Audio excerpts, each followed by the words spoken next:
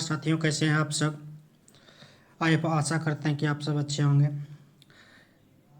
आप पिछले दिनों की तरह देख रहे हैं, आज हमारा टॉपिक है सार संग्रह हिस्ट्री का, जो कि आज का टॉपिक है वैदिक काल। तो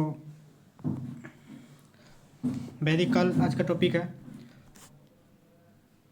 हमारे साथ बने रहिए, उम्मीद करते हैं हमारे साथ बने रहेंगे, जिससे कि आपका रिवीजन होता रहेगा और आगामी परीक्षाओं के लिए आप तत्पर रहेंगे और अपने आप को बूस्ट कर पाएंगे। तो देखते हैं वेद का शाब्दिक अर्थ क्या होता है। वेद का शाब्दिक अर्थ ज्ञान होता है। सर्वाधिक प्राचीन वेद कौन सा है, बोला जाता है सर्वाधिक प्राचीन वेद कौन सा है। सर्वाधिक प्राचीन वेद ऋग्वेद बोला जाता है। वेद की संख्या कितने हैं, 4 है। ऋग्वेद, यजुर्वेद, सामवेद, अथर्ववेद। अगला है आर्य शब्द किसके इंगित करता है। आर्य शब्द मतलब श्रेष्ठ को इंगित करता है, श्रेष्ठ वंश को इंगित करता है। ऋग्वेद में कुल कितने मंडल और सूक्त हैं।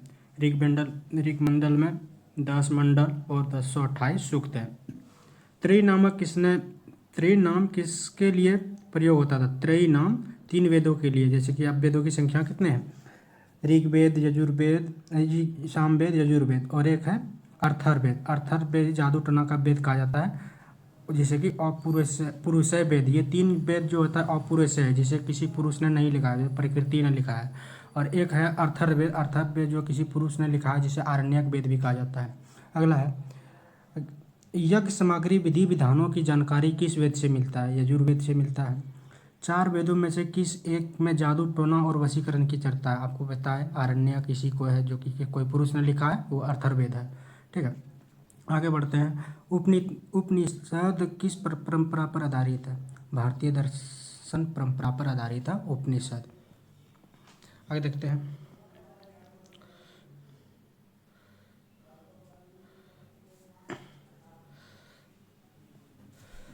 आगे अध्यात्म ज्ञान से संबंधित नचिकेता को यम का संवाद किस उपनिषद से मिलता है। इसका बोलने का मतलब हुआ नचिकेता का वर्णन कहाँ से मिलता है, कहा गया है इसमें मुंडकोपनिषद से। आगे है उपनिषद काल के राजा अश्वपति किस स्थान के शासक थे। केकय वंश के शासक थे। किसके स्थान के शासक थे।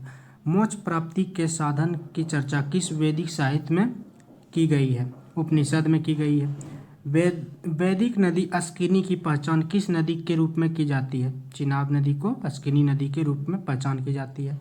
आरंभिक वैदिक साहित्य में सर्वाधिक बार वर्णित नदी कौन सी है। सिंधु है। आगे देखते हैं। आगे हमारा वैदिक काल में प्रयुक्त प्रमुख शब्द देखिए। गाय जो है अधन्य, जिसको 9 मारे जाने वाले पशु भी कहा जाता था। ठीक है। राजा को क्या कहा जाता। प्राचीन नाम राजा का प्राचीन नाम क्या था, गोप था। अतिथि का प्राचीन नाम था गोहंता या गोहन कहा जाता था। धनी व्यक्ति को गोमत कहा जाता था। जिसे युद्ध का कहते हैं हम, उसको प्राचीन नाम उसको गवष्टि, गेसु या गम के नाम से जाना जाता है। पुत्री को दुहिता कहा जाता था। अनाज को धान्य कहा जाता था। मरुस्थल को धन्व कहा जाता था। उपजाऊ भूमि को उर्वरा भूमि या उर्वरा कहा जाता था। ठीक है। पशु चारण योग भूमि को शिल्य कहा जाता था। हल से बनी नालियाँ, जो हल जोता जाता है, इस तरह की दरार बनते हैं, तो उसी को सीता कहा जाता है। ठीक है। जुती हुई भूमि को भी सीता कहा जाता है। आगे हम देखते हैं। आगे कौन सा वेद ऋग्वेद पर आधारित संगीतमय रचनाओं का संकलन करता है। हम बताए पिछले आपको, सामवेद को संगीत का वेद कहा जाता है। ऋग्वेद को जो है यज्ञ का वेद कहा जाता है। अर्थर्ववेद को जादू टोना का वेद कहा जाता है।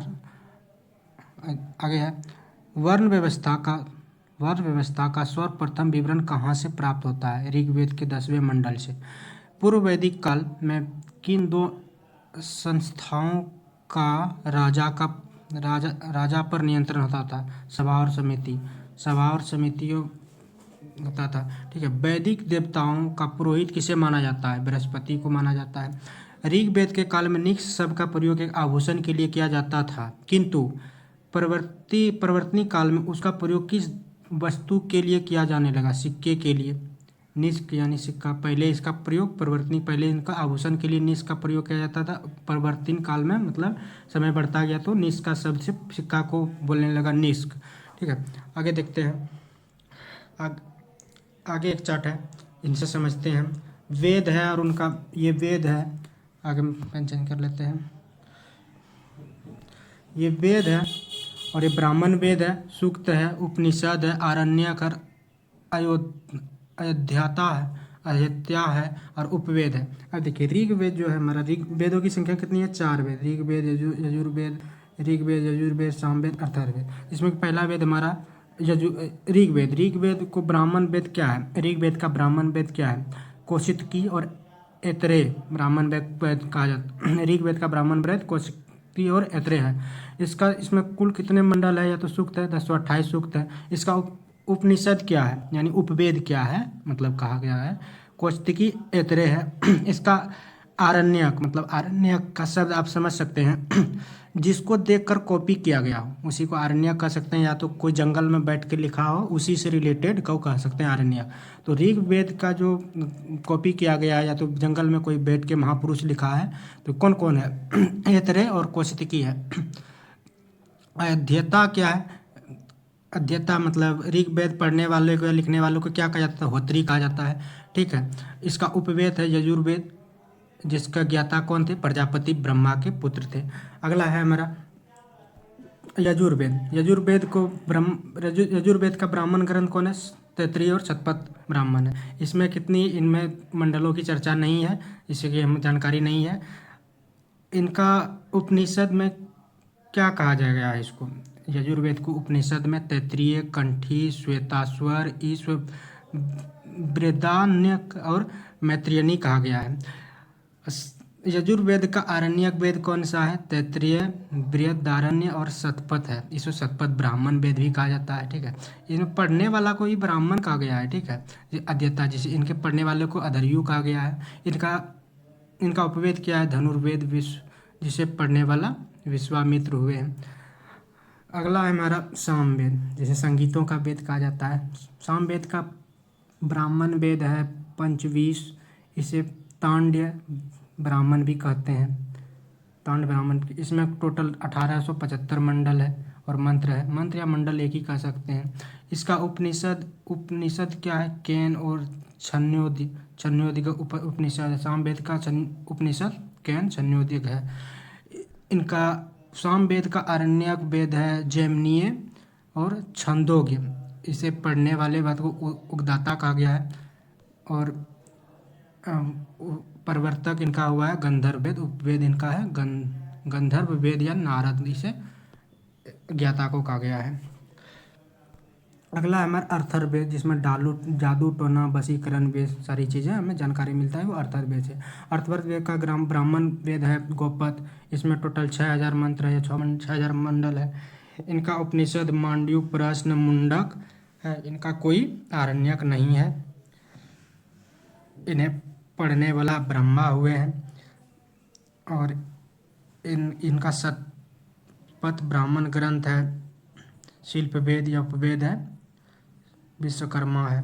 ठीक है, आगे देखते हैं क्या है। परिसरों के ग्रंथ जिंद अवस्था में जिस अहुरमजदा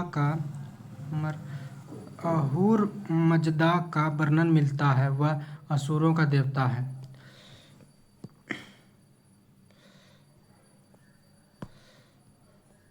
आगे हम बढ़ते हैं, देखते हैं फिर क्या है। आगे है ईरान से भारत में आए आर्यों की सूचना किस अभिलेख से मिलता है? ईरान से जो भारत आए कोई भी आर्य यानी बड़े वंश के लोग, तो उन्हें क्या कहा था? वो जो कोई अभिलेख से मिलता है इनको। ठीक है, उत्तर वैदिक काल में किस क्षेत्र को आर्य संस्कृति की धुरी समझा जाता था? अंग और मगध। आर्य जो पहले आए थे भारत में कहाँ आए थे? अंग और मगध में आए थे। ठीक है, गोत्र शब्द का प्रयोग सर्वप्रथम किस काल में हुआ? ऋग्वेद काल में हुआ। आगे है ऋग्वेद संहिता में दूसरे से 7वें मंडल तक सर्वाधिक प्राचीन माने जाने वाले उन्हें गोत्र या मंडल कहा जाता है के नाम से भी जाना गया। ऋग्वेद काल में जनता का विश्वास इसमें था बलि एवं कर्मकांड में। ऋग्वेद में बलि और कर्मकांड पर चर्चा था। प्रसिद्ध दशराज युद्ध किस नदी किनारे? पुरुषनी नदी, जो वर्तमान में से रावी नदी के नाम से जाना जाता है।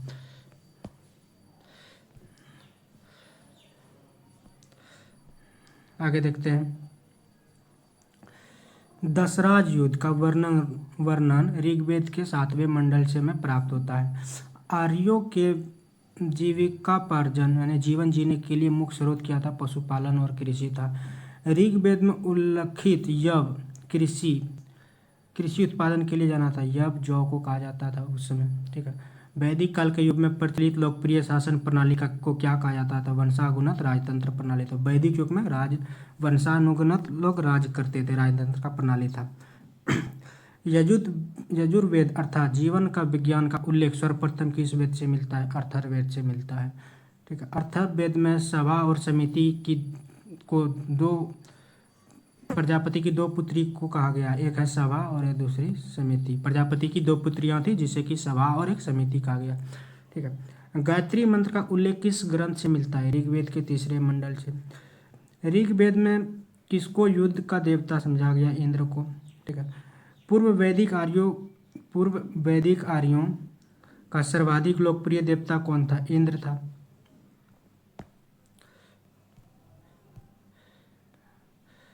गायत्री मंत्र की रचना किसके द्वारा किया गया? विश्वामित्र के द्वारा। श्रीमद् भगवत गीता मूल रूप से किस भाषा में लिखा गया था? पहले संस्कृत में लिखा गया था, बाद में उसे हिंदी में ट्रांसलेट किया गया।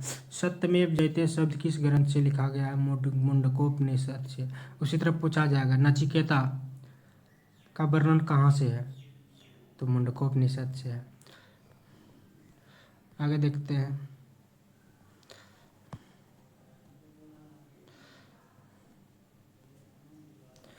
ऋग्वेद की नदियां। ऋग्वेद की नदियां, प्राचीन नाम और आधुनिक नाम। वितस्ता जो नदी है वर्तमान में उसे झेलम कहा जाता है। विपाशा नदी को व्यास भी कहा जाता है। पहले दृश्यवती